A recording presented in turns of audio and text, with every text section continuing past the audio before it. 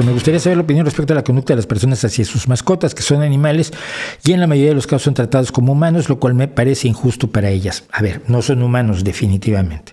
Yo he escrito mucho sobre mis perros porque quiero mucho a mis perros, pero sé que son perros.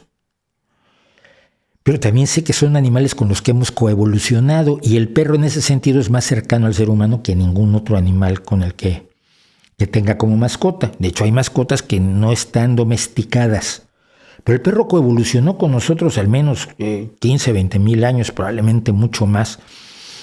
Y así como nosotros convertimos al lobo en perro, el perro nos convirtió en buena medida en lo que somos al permitirnos hacer ciertas labores de cacería, etcétera. Entonces, yo creo que las mascotas no son animales comunes y corrientes. Mi perro es muy distinto de un hámster que pueda yo tener, o que un loro, un pez dorado. Yo durante un tiempo crié peces, me gustaban mucho los cíclidos, pero lo que no se puede tener es perrijos. Yo creo que ahí hay un error, la antropomorfización, el convertir al perro, a la mascota en animal, a la mascota o al cualquier animal que sale en la tele y que de pronto lo tratas, es que tienen deseos y pasiones e intereses como los seres humanos. Pues es un error, y es un error que además tiene su nombre, se llama peluchismo.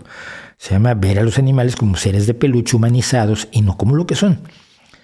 Pero en el caso de los perros, creo que la diferenciación de trato es importante. Un perro no es una persona, pero mis perros son parte de mi familia.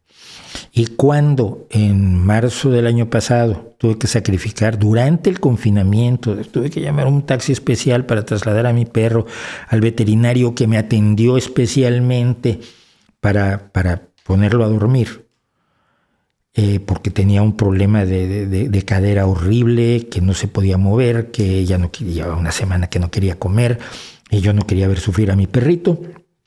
Y a mi querido Teco lo llevé a morir y lo abracé y lo acaricié mientras se nos iba. No creo poder hacer eso con un pez dorado.